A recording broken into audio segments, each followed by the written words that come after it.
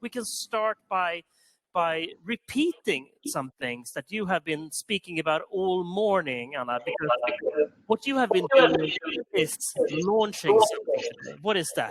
Yeah, that's right. We launched actually a veggie guide, and it's the first of its kind. We already have a fish guide in the WWF world. We have a meat guide, and today we launched a guide to the vegetarian part on the dish. Okay, so what does that mean? Well, it's, you eat food, you put everything on the plate, but you still need to consider what are the sustainability effects of what you put on your plate. And we have evaluated between 70 and 80 different vegetables and protein sources, carbohydrates, nuts, fruits, berries on climate, biodiversity, pesticides, and water. So we now have like a comprehensive picture of what are the sustainability effects of different vegetables. Ah, and what should we eat when it comes to vegetables? Aren't we equal in 5, or are there some more equal than others? Well, I mean, the transition from meat to more vegetables is still the important step. But once that step is taken, there are decisions that can be made between better and worse vegetables. So when you ask me what you should eat, there are a couple of easy ones. Well, more organic, more pulses, more coarse vegetables. But we also are very allowing in this meat guide. So there's a large section of green. It's a traffic light system. So a large section of greens in green. We also have a couple of vegetables that are in yellow and in orange light. Okay, so which are the most orange greens out there? What would you guess? Oranges? No, sorry, that was of course no. Now, avocados, I assume, are pretty orange. Avocados is good, and that's one of the usual dishes that in the transition from meat to more vegetarian dishes. So we give that a orange light, which is the worst. We don't give anything red light in this veggie guide, actually. But it gets evaluation for the biodiversity reasons, pesticide reasons, and water.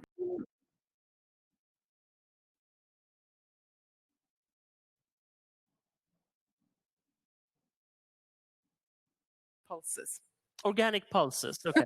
So if you only eat organic pulses, no, that's kind of boring. But the fun thing here is, of course, that if we're going to achieve biodiversity on the planet, we need not just the ones that we're habitually eating today, right? Have you also studied what a good mix of vegetables would be as well? That's a very good question, because these consumer guides, they attack each product, but we don't work on the composition of the plate, and that's actually quite important. We do that in another initiative, One Planet Plate. I was here last year actually talking about that. So there we set limits on biodiversity and climate for a plate. But the consumer guides just give you guidance on the product. Yeah, which of course is a perfect segue over to Gustav, being the chef. And I mean, like, you being one of our top green chefs in this country, writing new recipes on, traditional dishes and enabling us all to move over to this. When it comes to guides such as the Vego Guide, what type of impact do you think they could have? I think it's really important because for one, you always have this discussion about which products you should eat, and if you're going to just transition from meat to vegetables, how good are these vegetables actually, and so on. And especially nuts like almonds and avocados and such has been really criticized.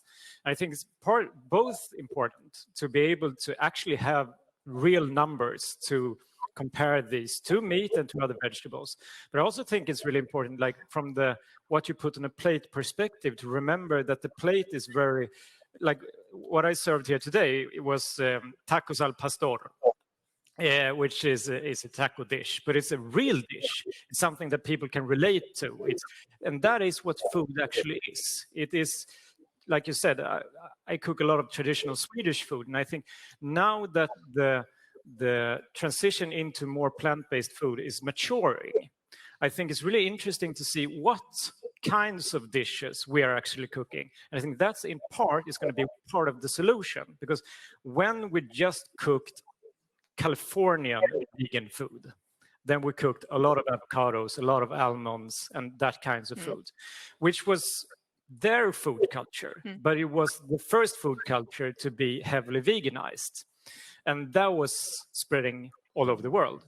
But now we have the possibility to veganize the rest of the food cultures. And in that, we also get incorporated more different kinds of vegetables.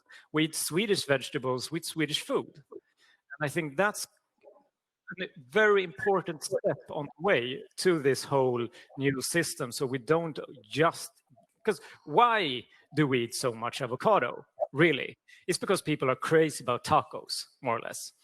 But is tacos the only tasty thing out there? Absolutely not. There's so much more interesting foods. But if we don't let like the Western traditional foods become sustainable, Italian food, for example, Barilla, there's so much tasty Italian food that you should eat with like Italian products, not avocado. Okay, lovely. Yeah, that's true. I never saw an avocado pasta in Italy. I've seen tons of them, actually. You can do like this Italy? Amazing pesto avocado thing. Okay, yeah. I imagine. Okay, cool. You're touching upon something that's really fundamental here, which of course is the question on not just what should we eat, but how can we cook it and how can we actually get people to eat it? We have Claes Henriksson here from Kostministeriet, and you're with Total Produce Nordic, and an association of basically veggie companies, you could say, and you argue a lot that we speak in the wrong terms to the wrong people if you want to achieve more green plates out there. Claes, could you elaborate a little on the question of how do we get people to eat more green? Yeah, I think Gustav, you really have a point on. You mentioned tastes many times. I think that I really admire the important work of the Vego Guide. It's really important to raise knowledge on fruit and vegetables from our side, but it tends to talk to the already conscious consumers that are already on board the green train. What we see is that if we want to reach out to the low consuming people, which eat way too less fruit and vegetables, we can't put out the sustainability and health story because simply they don't listen to that kind of arguments. So what I think that we need to do is want to widen the perspective and make more people to discover fruit and vegetables.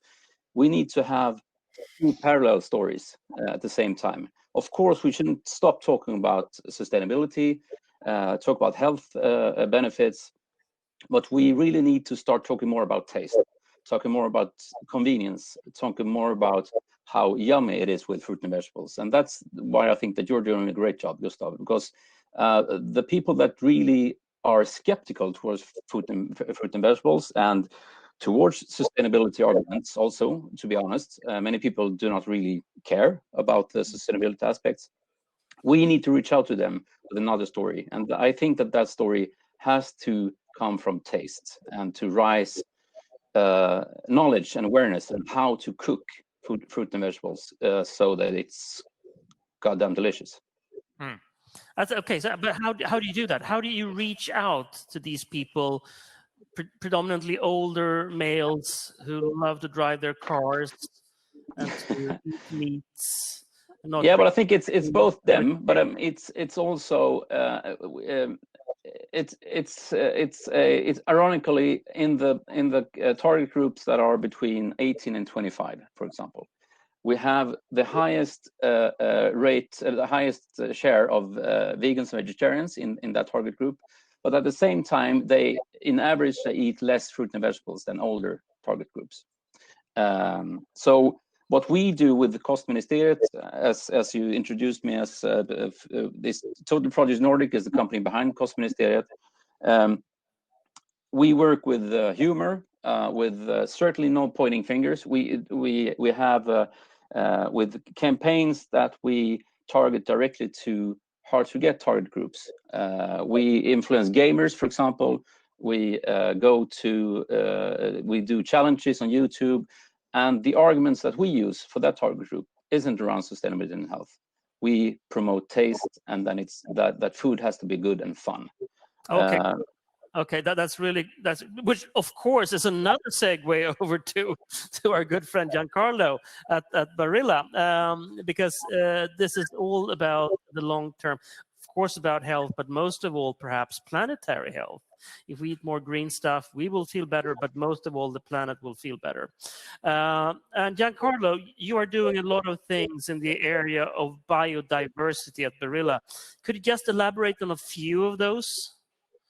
Yeah, sure, with pleasure, and I've listened with great interest to the previous speakers, and I agree because, and we as Barilla, we are really inspired by the Mediterranean diet as a way of eating, a way of living, and the Mediterranean diet is something that is already rich in plant-based food and pulses, and that's why we have elaborated our mission, which is good for you, good for the planet, which is based on the double pyramid concept. So a pyramid for food, but also the inverse pyramid for the environment, because this is very important. So we need to create food with taste. We need to give people the joyful of eating with taste, about the product that respect the double pyramid, so that are good for you, for nutritional point of view, but also good for the environment. And that's, for instance, one of our products that goes into our direction. This direction,